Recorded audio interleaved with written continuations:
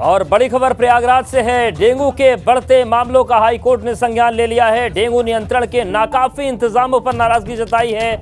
जो कदम उठाए उनसे जमीनी हकीकत अलग है, यह हाईकोर्ट ने कहा है। सख्त टिप्पणी की है। प्रयागराज के डीएम, सीएमपी और नगर आयुक्त को तलब किया है। 48 घंटे में व्यवस्थाओं को दुरुस्त करने के बाद रिपोर्ट मांगी गई है। तो प्रयागराज में डेंगू से हालत खराब है और हाईकोर्ट ने इसका संज्ञान ले लिया है।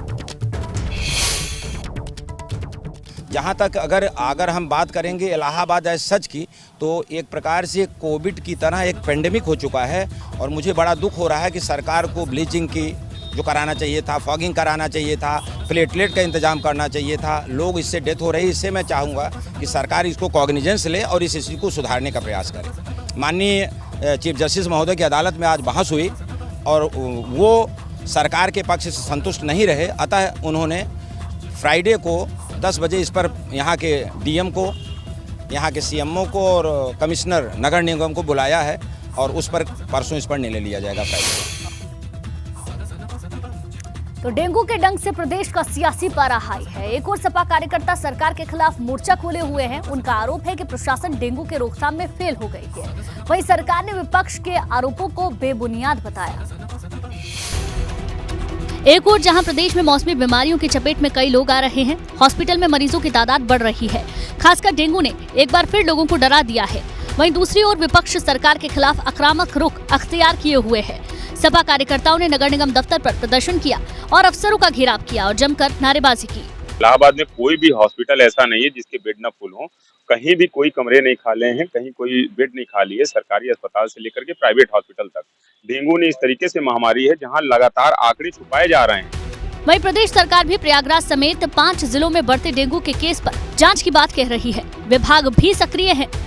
नंबर 1 पर प्रयागराज, नंबर 2 पे लखनऊ, नंबर 3 पर जौनपुर और नंबर 4 पर अयोध्या है। इन चारों जनपदों की हम जांच भी करा रहे हैं कि यहाँ डेंगू क्यों पनपा। वहीं प्रयागराज में डेंगू के बढ़ते मामलों को इलाहाबाद हाईकोर्ट ने भी डेंगू के नियंत्रण के लिए उठाए कदमों पर नाराजगी जताई। हाईकोर्ट ने प्रयागराज के डीएम, सीएमओ और नगर आयुक्त को तलब किया है। अगली सुनवाई अब 4 नवंबर को होगी। उत्तर प्रदेश के कई जिलों से आग की तस्वीरें सामने आई हैं। तस्वीरें अलीगढ़, मथुरा और सहारनपुर की।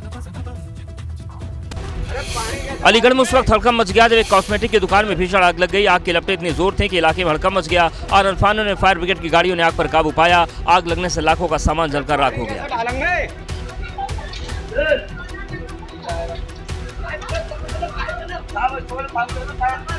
मथुरा में वृंदावन में चामुंडा मंदिर के बाहर खड़ी बस में अज्ञात कारणों से आग लग गई। बस में आग लगने से इलाके में अफरा तफरी मच गई। फायर ब्रिगेड ने मौके पर पहुंचकर आग पर काबू पाया। आग लगने से बस जलकर राख हो गई।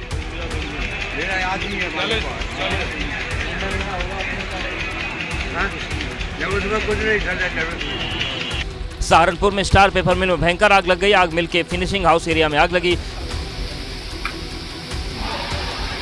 सूचना है कि आग की चपेट में आ जाने से मशीन ऑपरेटर की मौत हो गई और मिल में काम करने वाले कुछ मजदूर भी मिसिंग बताए जा रहे हैं। आग पर फायर ब्रिगेड ने काबू पा लिया।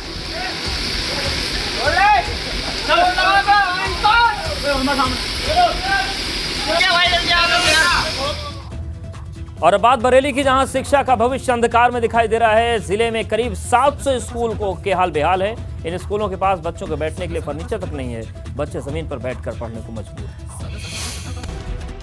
बात बरेली की, जहां शिक्षा का भविष्य अंधकार में दिखाई दे रहा है। जिले में करीब 700 स्कूल के हाल बेहाल है। इन स्कूलों के पास बच्चों को बैठाने के फर्नीचर तक नहीं है और बच्चे जमीन पर बैठकर पढ़ने को मजबूर हैं। बरेली के सुभाष नगर के प्राथमिक विद्यालय की तस्वीर देखकर हम कह सकते हैं कि इस स्कूल का भविष्य एकदम अंधेरे में है। स्कूलों की जर्जर इमारत अपनी बदहाली की दास्तां कह रही है।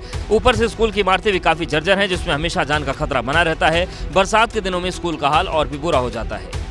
पानी भर जाता है तो हमारे बच्चे फिर हम लोग दूसरी जगह पे इधर उधर करके बैठाते हैं। क्या करें?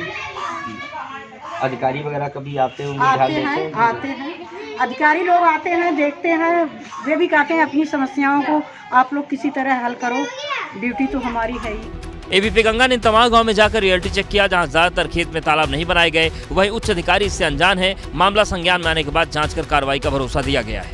जो उच्च प्राथमिक के स्कूल थे उनमें हम लोगों ने फर्नीचर उपलब्ध कराया है यहाँ से टेंडर करके जिला स्तर से। बाकी भी जैसे हम लोगों को धनराशि मिलती है।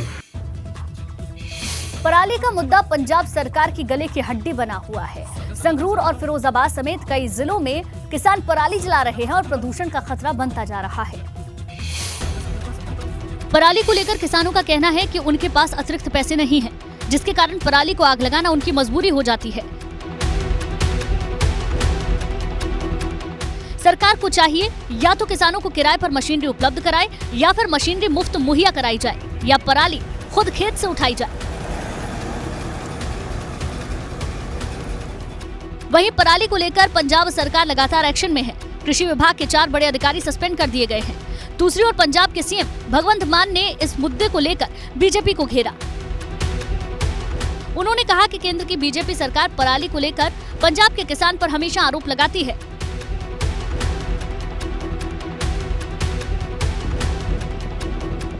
हरियाणा की पराली पर केंद्र सरकार बात क्यों नहीं करती?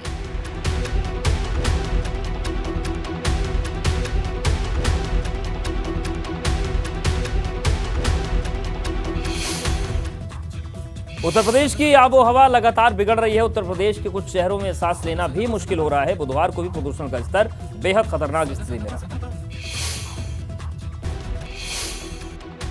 हालत यह है कि हवा की गुणवत्ता के मामले में दुनिया के 10 सबसे बदतर शहरों में नोएडा समेत यूपी के कई शहर शामिल हैं। शहर पर दिन भर स्मॉग की चादर तनी रही और हवा की गुणवत्ता सीवियर यानी गंभीर चिंताजनक हालात में है। आज शाम 4 बजे तक गाजियाबाद के लोनी में एयर क्वालिटी इंडेक्स 347 रहा, तो गाजियाबाद के ही इंदिरापुरम का AQI 317 रहा। NCR में नोएडा का AQI सबसे खराब 391 पर रहा। ग्रेटर नोएडा का AQI 340 था। ये हालात तब हैं जब ग्रेडेड रिस्पांस एक्शन प्लान के तीसरे चरण की पाबंदियां लागू की जा चुकी हैं और 10 साल पुराने डीजल वाहन और 15 साल पुराने पेट्रोल वाहन मालिकों को नोटिस भेजा जा रहा है।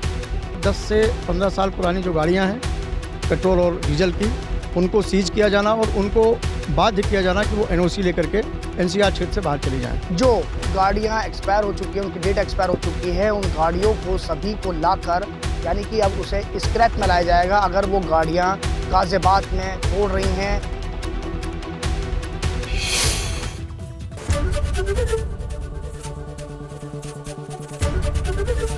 ABP गंगा, खबर आपकी, जुबान आपकी।